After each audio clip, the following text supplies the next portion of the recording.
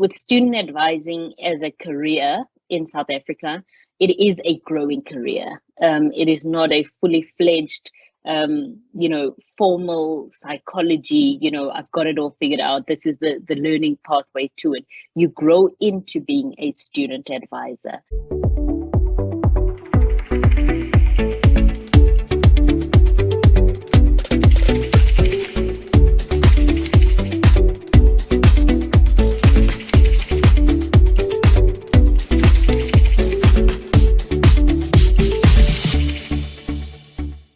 Ladies and gentlemen, I am the most excited person today. Very excited because of the person I have, Gugu Tiroyabone. Thank you. I think anybody watching will understand why I've been hunting you for 5 months.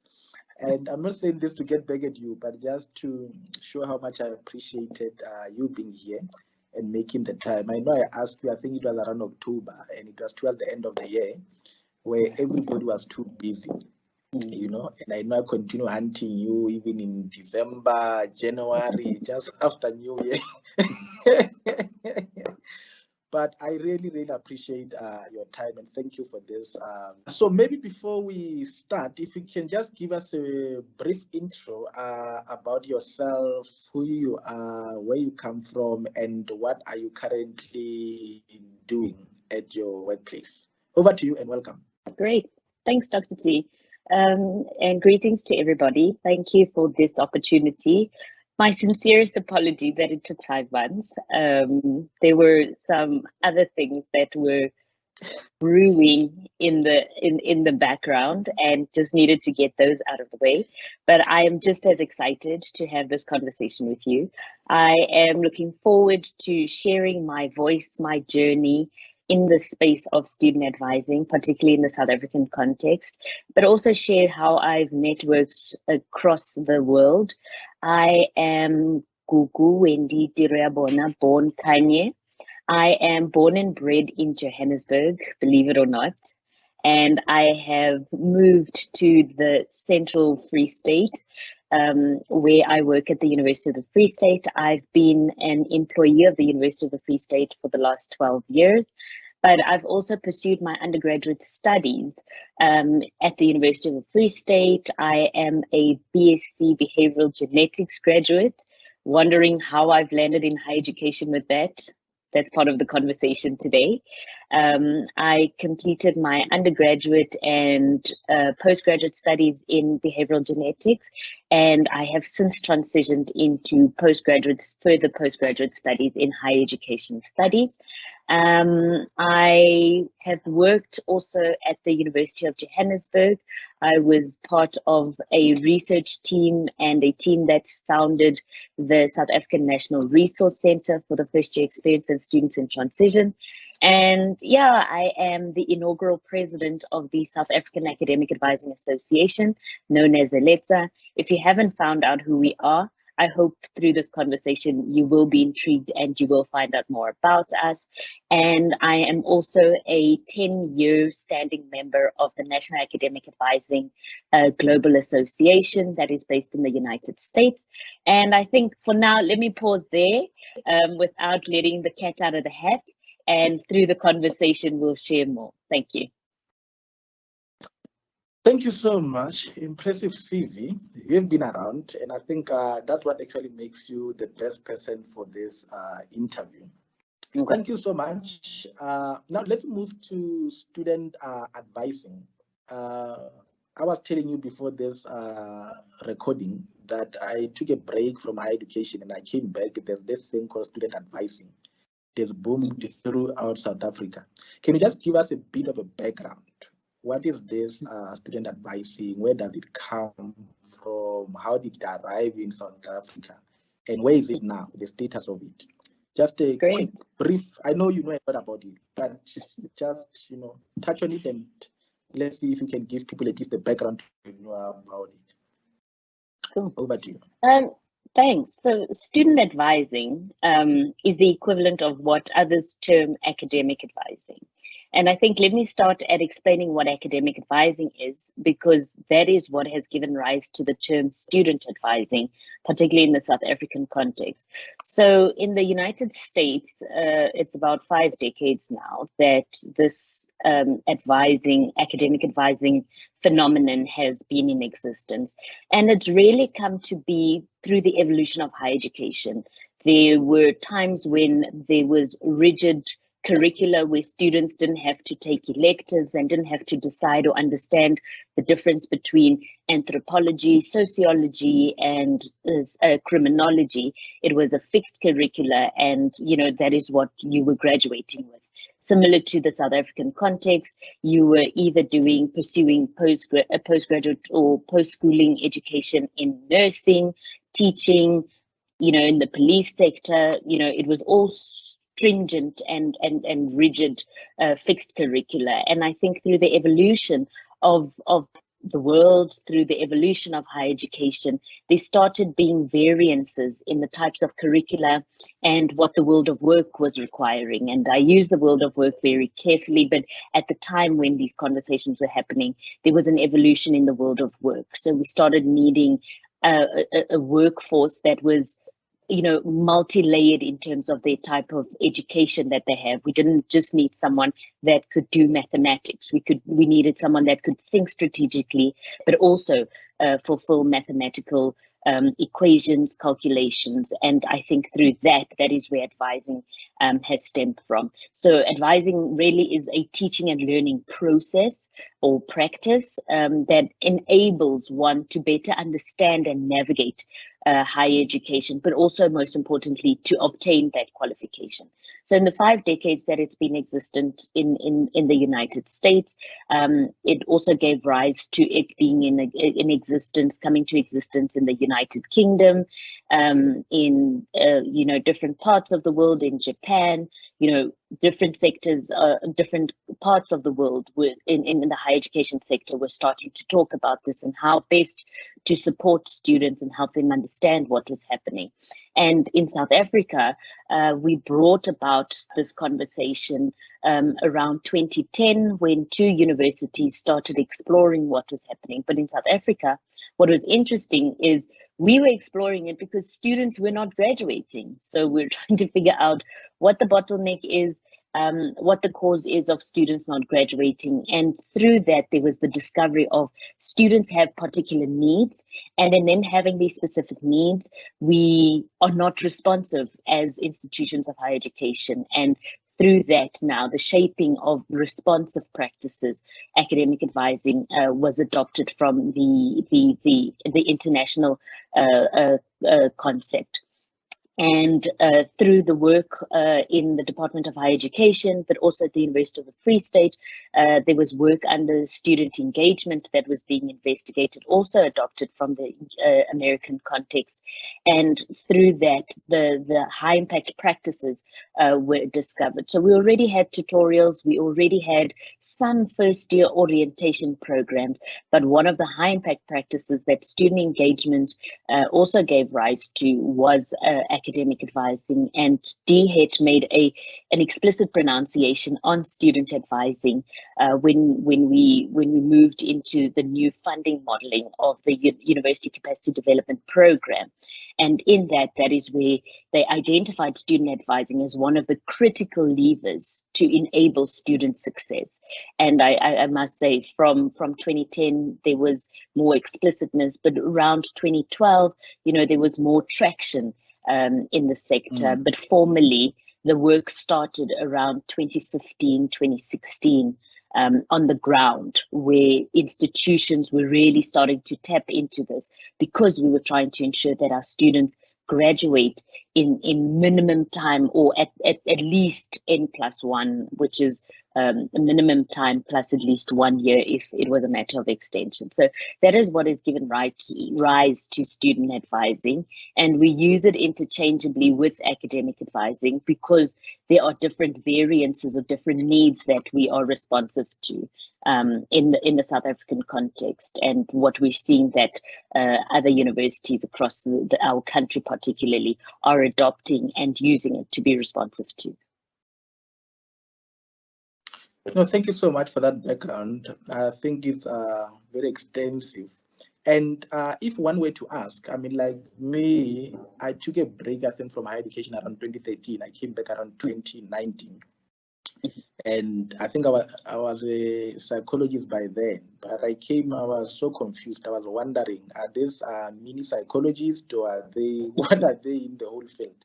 So for somebody who has no clue how to get into the field, are there particular formal courses that are available that people can do to become a student advisor, or is just any other person at varsity with any degree can become a student advisor? Is there structure around it from an academic perspective on how people qualify to become a student advisor? I think I want to respond two ways about it. So there was a very heated contestation of is student advising taking over the role of educational psychologists, the role of counselors, the role of traditional psychologists, and for a very long time we tried to unpack exactly what the differences are and what the nuances are in the practice of student advising. And I think firstly, I want to say if you want to think about student advising, think about a hospital and an emergency ward or a casualty ward. It is a space where someone in trouble goes to get assistance. It's a triage space. So in the higher education or university space, it is a space where the student enters to get any form of help because of an injury. It could be a minor injury, it could be a major injury. Whereas in the psychology field, and I don't want to profess to be the expert in the psychology industry. I think you're the expert in this part. But I think with psychology, it is more therapeutic. It is more, focused on a specific thing. I wish I was.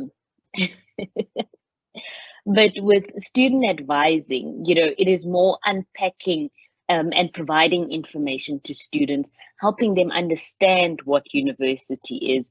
I think before you left higher education to take your break, you would recall the conversations of students are not ready for university. Then the conversation started being, are we student ready as universities? And, that is where the conversations really come from. So student advising is really an emergency room space, a triage space that provides information, unpacks for students how to navigate university. So there is a recently, it's a 5-year-old qualification now. It's a short learning program in South Africa that exists, but in the United States there is a master's in academic advising that people can pursue. But I want to liken it that there is no fixed qualification that could lead you to being a student advisor. Any undergraduate qualification, with you augmenting it with the short learning program and those types of experiences, could be the best suited to lead you into the space of student advising. Some universities are preferring to have someone with at least someone with psychology up to third year, so that you can navigate and discern and have that interaction and engagement with the student. But in terms of other spaces, they are preferring educational psychologists and converting them, I want to say, to being student advisors. But I think for me, I would say anyone with up to third year psychology training has the basics of navigating conversations, because then you're not too far advanced in the psychology field, but also you've got the know-how of when to and how to engage with a person. Unlike someone with mathematical statistics, not to say they can't engage with people, but that level of training of working with people on a day-to-day basis is very minimal as compared to someone in the social sciences. So I almost want to say it is preferred that it is someone that holds any form of qualification with a social sciences touch to it. because then it makes it easier. But also much of it is also based on learning the institution and just the fundamentals. And that's why the short learning program augments into any post-schooling qualification and enables you to become a student advisor. Awesome, awesome. No, I'm glad to hear that. So I think the gist of the matter is that there's no formal qualification, but obviously a short course can actually be an add-on just to help somebody to be at least equipped with the principles of student advising. But in your knowledge, do you perhaps maybe have an idea of which institutes have this student advising? Or roughly percentage-wise out of all the 26 universities? Have it? Do we have it in colleges? What's the spread within South Africa? Right. Thanks for that question. I think it is, as you said, you've come back into the sector and suddenly it's a booming conversation. I think through DHET's intentional pronunciation of student advising and the ministerial statements that have come to be since 2018, there is traction that is starting to develop in that space of student advising.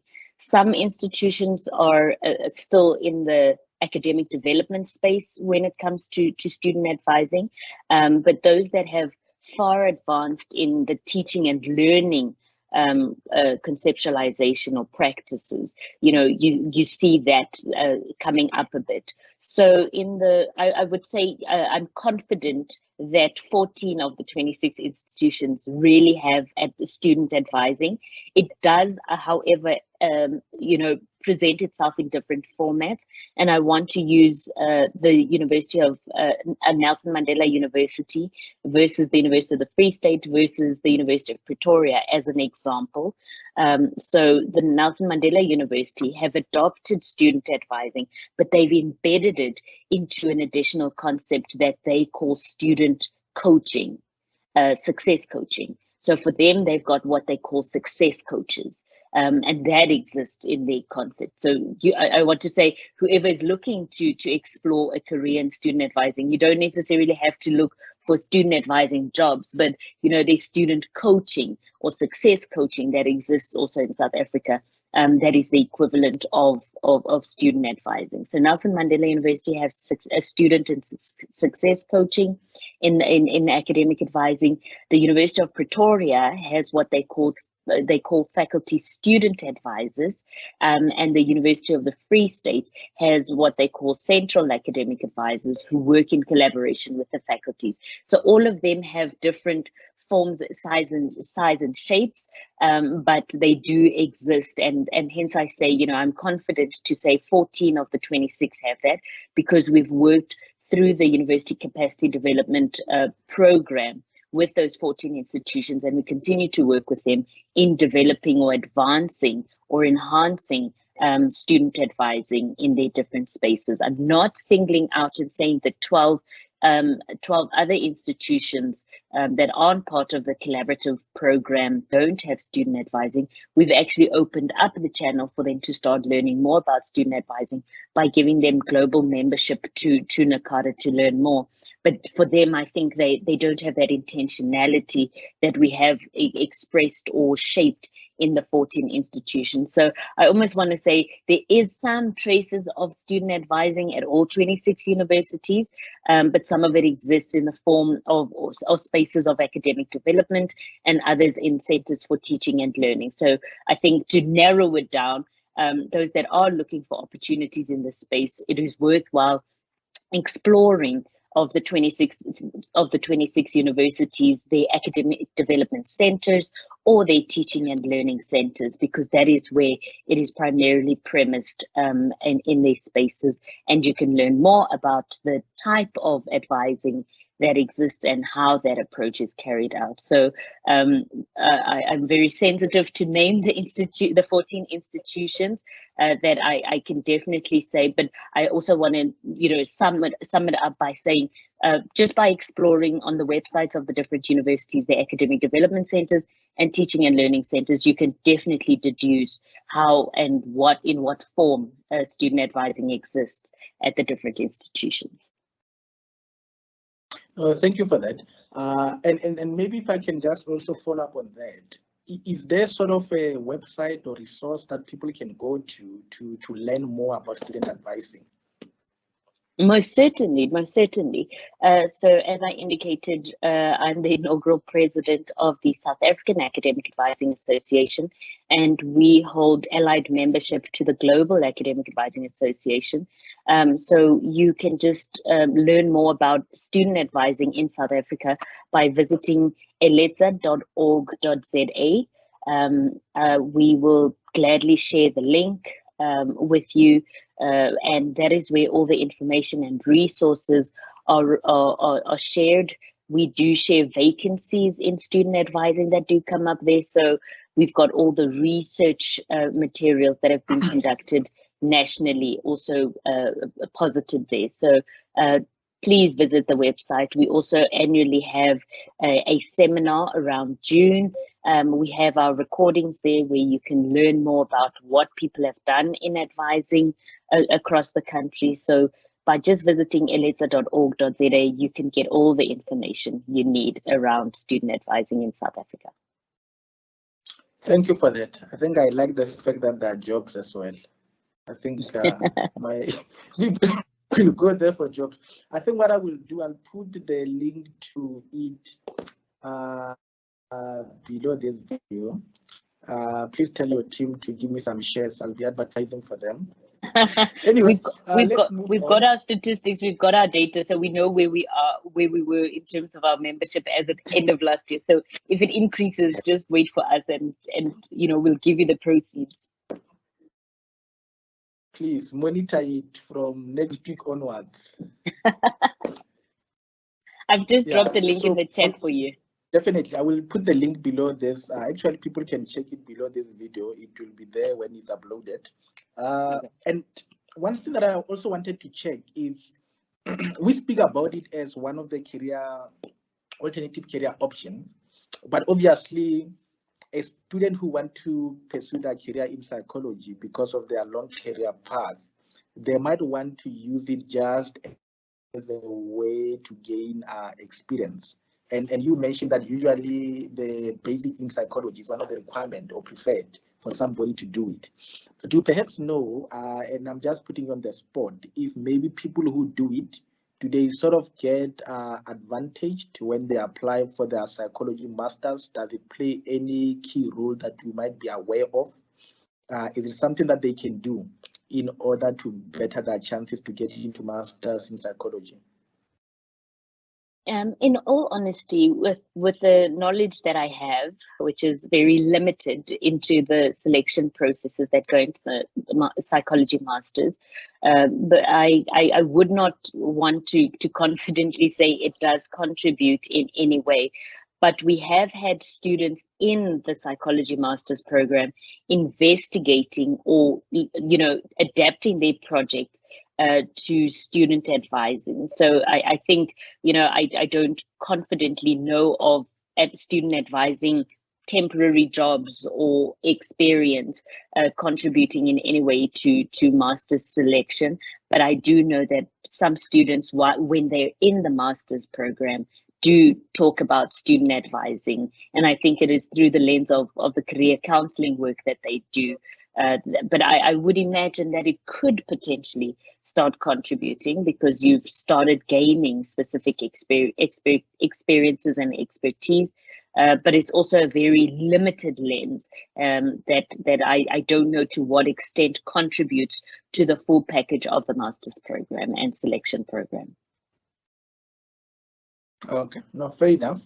I forgot to ask you regarding eletsa. Do people have to pay membership fee to be part of the eletsa? NACADA membership is absolutely free.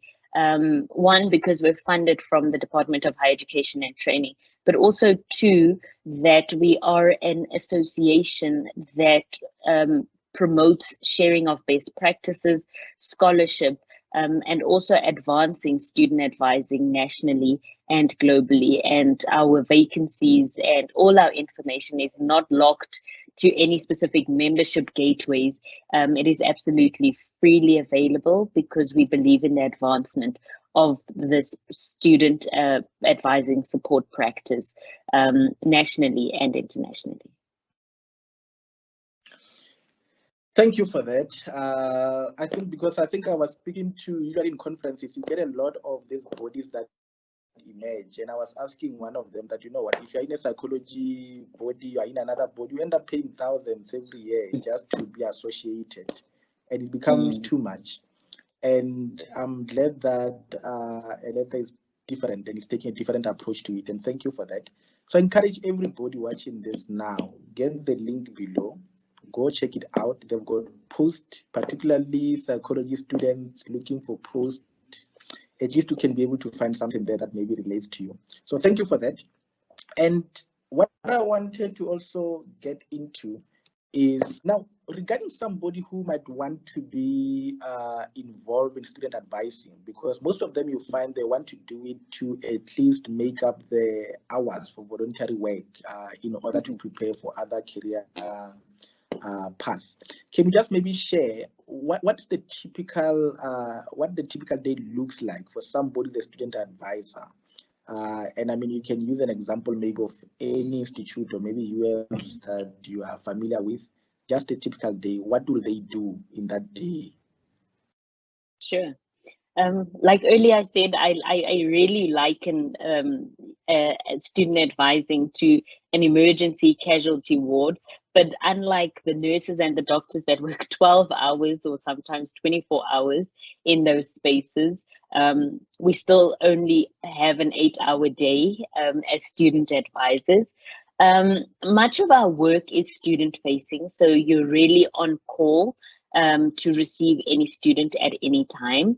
Like I said, it could be just to provide them with information. It could be to have them have a conversation because they're struggling with academic strategies or study strategies.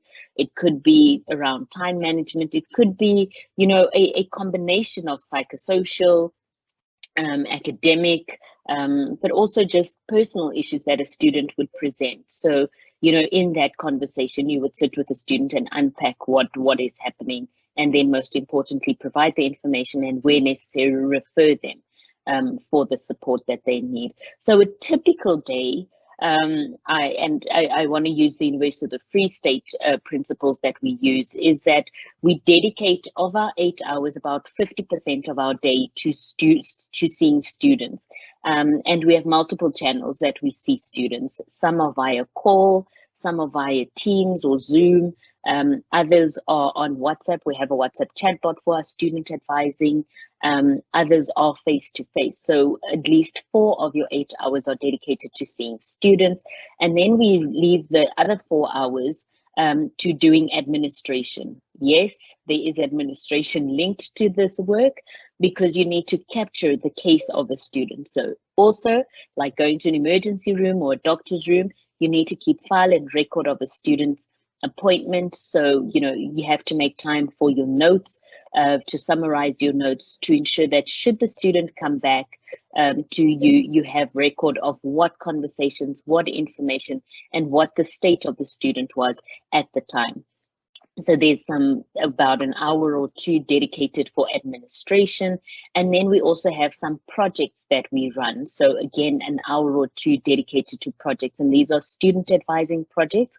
Like we're involved with first year orientation. So we have an advisor that is dedicated to leading student advising through the lens of first year orientation and transition. So then that specific advisor that's allocated such a project needs to research, find strategies that align to advising in the space of first year experiences. So about half of your day is dedicated to student advising, an hour or 2 dedicated to administration, and about an hour or 2 also linked to project management and monitoring and evaluation. And that is about a day. Sometimes it changes and switches completely. At the beginning of the year, there's high peak volumes of students needing conversations. So sometimes we spend 6 of our 8 hours seeing students. But in a typical day, the typical cycle is about 50% advising, 20% administration, and the rest of the time to project management and monitoring and evaluation. I hope that clarifies it. I tried to keep it simple without using percentages and complications. No, it totally does. Thanks for that. Thanks a lot.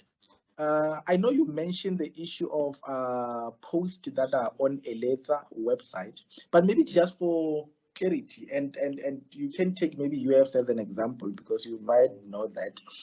Beside your organization, where can people get posts about student advice? I've not seen any on a newspaper. I don't know. Where are they usually advertised?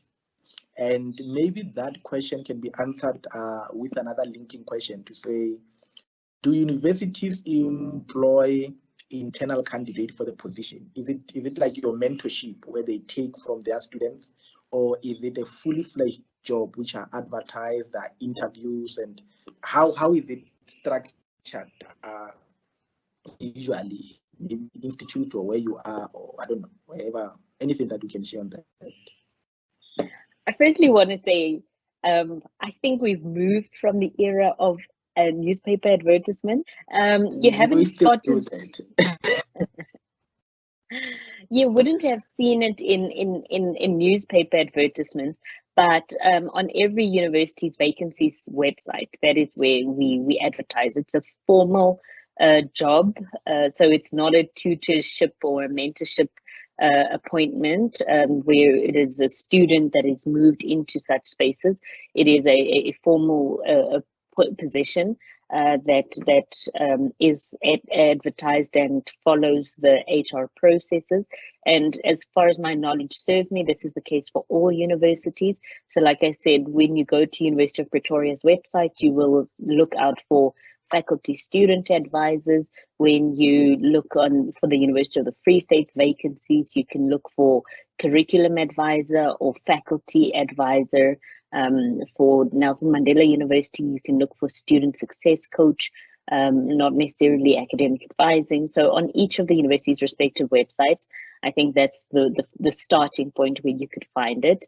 But also we encourage that communities share with us that information. WITS also has what they call faculty student advisors, so you can also look on WITS's website for that. I know UJ is in the process of also appointing advisors. I'm just not sure what the nomenclature is. The nomenclature is of the position, but they will also be having advisors that are appointed. But like I said, because some are in spaces that are moving from academic development, they probably, some of them just converting people that were academic developers into student advisors. But I can definitely confidently stand and say, the positions are advertised, and whatever the universities advertise, we advertise on their letter. In terms of all student advisor appointments. And what we also try and do is that, these international opportunities, there's far more opportunities internationally, and they also just advertise them as academic advisors or faculty student advisors or student advisors. So whether you're looking for it nationally or internationally, you can literally just say student advisor vacancies, and they will churn out, whether it's local or international, the vacancies that are on there. The National Academic Advising, the Global Academic Advising Association, NACADA also has a repository where they also centralize the vacancies that exist internationally for people to tap into. So I think I want to say, don't limit yourself. I know it's comfortable to say in South Africa, but if you are bold and brave and you want to tap into international opportunities, those opportunities also exist. Just tap into the right spaces to look for it. And thank you for that. And do you also share some of the position from the international ones on your side, or they should only check on NACADA if they want to know about them? Yeah, unfortunately, we just have a direct link to NACADA's website. And when you're on the NACADA website, you will be able to tap into the vacancies that exist internationally. So on Eletsa, it's only national vacancies. And on NACADA website, it's also only their international US-based vacancies. Okay. And on a local level, are these and I hear you say they follow HR processes, I get a sense that they are open to anybody, not necessarily somebody within the institute. And are they mainly permanent or contract positions? Look, because of the funding model and how we've been working at the advancement of advising in South Africa, most of them have been contract positions, 3-year contract positions, because it's linked to funding. But as institutions begin to advance the practice, they start having institutional funds available, and there's more permanency after some time. And that's why we're so intentional about the advancement of advising at the different institutions, so that, there's that intentional investment through the institutions for the practice and for the appointment of advisors. So for many spaces currently, it's on a contract basis, but there are opportunities of those contracts being converted into permanent positions. So I think, don't be disheartened if you see a 3-year appointment. This is a growing career field in South Africa. So I would say go for the opportunity that presents itself. And we've seen colleagues move from Nelson Mandela to UFS, some from UFS to UP. So there is some cross-pollination. So, to show that there's that rigor in the appointment processes, and it's not just, an internal process. We've seen people move and get appointed at other institutions. So I want to say, seize the moment. Don't be shy when those vacancies present themselves. So this is a fully fledged career path. So people can actually build a career through these student advising positions. Most certainly. I want to use myself as an example of how I've grown into this space. So I started off years back as just a student assistant and in the orientation program. Then I tapped into being a research assistant in the orientation program. And from that, I started then investigating as the university was investigating academic advising. I started becoming a research assistant in that space. And then I became an academic advisor myself, where my full day was just seeing students, phoning students, recording student files, and starting to expand this space in the context of the University of the Free State. There were opportunities that presented themselves where you collaborate with different spaces, you collaborate with first year orientation, you collaborate with first year seminar programs that exist, and that grows you in the space of academic advising or student advising. And through that, then you start tapping into other things that augment student advising. So student advising is a really, really broad, and with you tapping and exploring into the legs or the pillars that form advising, that's what advances you in that. So it's not just you sitting and waiting for a student to come and sit with you. The research is what also starts building your career. The collaborations builds your career. And I mean, myself at the moment, I am heading up flexible student access pathways, which is recognition of prior learning and the university access program at the University of the Free State, together with heading up academic advising. So, we've seen that academic advising has a leg that speaks to student access, but also speaks to student access with success. And that's how my own role has been formulated at the University of the Free State, that I'm heading up flexible access pathways and academic advising, which is access with success coupled into a space. And the colleagues that I work with have also grown into, becoming specialists in not just academic advising, but having a focus or specialization to say, I'm an academic advisor or senior advisor that specializes in science, technology, engineering, and mathematics advising, because there's a different type of advising adapted to that.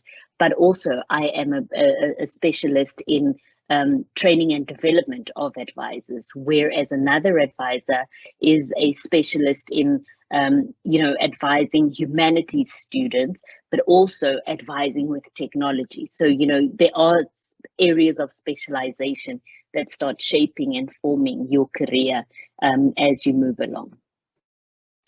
Awesome. Thank you so much. Me Gugu Tiroyabone. Thank you. I think anybody watching will understand why I've been hunting you for 5 years, for 5 months. And I'm not saying this to get back at you, but just to show how much I appreciated you being here and making the time. I know I asked you, I think it was around October, and it was towards the end of the year where everybody was too busy. You know, and I know I continue hunting you even in December, January, just after New Year. But I really, really appreciate your time, and thank you for this very insightful interview. And I'm sure many have learned a lot. But maybe before we close, any last words or comments to anybody interested in this field? Who might want to follow the footsteps of that you have followed, as you have shared, or any other person who might have been in this field? Anything that maybe you might want to share with them about the field? Firstly, I also want to thank you for this opportunity. Yes, I eventually conceded, but things have stabilized. So, that's part and parcel of why I've conceded. But I think in my closing remarks, I want to say to everybody that, with student advising as a career in South Africa, it is a growing career. It is not a fully fledged formal psychology, I've got it all figured out. This is the learning pathway to it. You grow into being a student advisor. So I almost want to say, if you're interested in this field, you need to put on your exploratory cap on. And really look at exploring what exists, but also most importantly, understanding what it is, not confusing it with the psychology field. It is definitely not a therapeutic practice. It is more an informational practice that unpacks concepts for students and ensures that students are enabled with opportunities of access, but most importantly, succeeding when they leave the university. So I almost want to say, think back on your own personal journey, because that's also what has helped me grow in this space. I thought about, when I had to make a decision of what career I want to follow, and how I navigated myself into a specific career. So part and parcel of you finding your career pathway, also reflect on what your experiences, what your processes have been as an individual, and help and lean on those to help shape where you want to be. The opportunities exist. They might be, few and far at the moment, but it is definitely a growing and advancing field, and you can look out for the opportunities. If it's as simple as starting up by signing up or registering for the short learning program that we present at the University of the Free State, if that is your gateway, then we're more than welcome.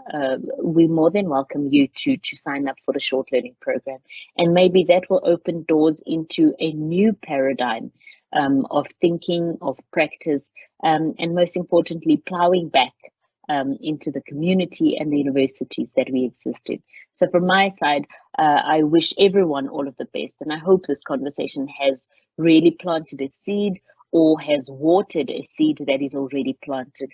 And I look forward to one day engaging with you in how advising can be advanced in South Africa, how advising is needed in other sectors. We're hoping to branch into soon the TVET spaces, the college spaces, but also we hope that school teachers also start biting into this, because that is where it all starts, with the students, with the learners making decisions of where to after grade 12. And that is, for me, my wish, not just for the space that I'm in, but for the country as a whole. So thank you so much, Dr. T, for this fruitful conversation. It has really been a fun engagement, but I really hope that people learn and you have many more of these conversations. Thanks to you. And you still think it's an exaggeration to say you are the face of student advising in South Africa? That I'm not going to concede to. Gugu Tiroyabone, thank you so much. I think what you've shared is very informative. I think many will learn a lot from you, and I really appreciate it. I think, I mean, many people are very interested in the field, and I think it was good that at least we give them a background so that they know where it came from and where we are today. So thank you so much, and enjoy the rest of the day and the rest of the year as we are starting a new year. Thank you so much. Thank you very much. Keep well too.